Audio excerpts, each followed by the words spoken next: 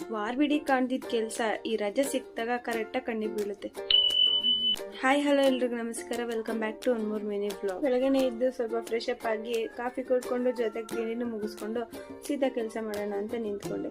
ವಾರ ಇತ್ತಿದ್ರಿಂದ ಹೆಂಗಿದ್ರು ಕ್ಲೀನಿಂಗ್ ಕೆಲಸ ಎಲ್ಲ ಆಗುತ್ತೆ, ರಜೆನೂ ಇತ್ತಲ್ಲ ಅಂತ ಹೇಳಿ ಫಸ್ಟ್ ಮನೆ ಎಲ್ಲ ಧೂಳು ಹೊಡ್ಕೊಂಡು ನೀಟಾಗಿ ಕಸ ಹೊಡ್ಕೊಂಡು ನೆಲ ಒರೆಸ್ಕೊಟ್ಟು ಅಲ್ಲಿ ಇಲ್ಲಿ ಗುಡ್ಡೆ ಹಾಕಿದ ಬಟ್ಟೆಗಳನ್ನೆಲ್ಲ ಒಂದ್ ಕಡೆ ಜೋಡಿಸ್ಕೊಂಡು ನೀಟಾಗಿ ಕಬೋರ್ಡ್ನ ಅರೇಂಜ್ ಮಾಡ್ಕೊಂಡೆ. ಅಲ್ಲೇ ಕೆಲಸ ಎಲ್ಲ ಮುಗಿಸೋದ್ಮೇಲೆ ಸೀದಾ ಅಡ್ಗೆ ಮನೆ ಕೆಲಸ ಮಾಡೋಣ ಅಂತ ಬಂದೆ.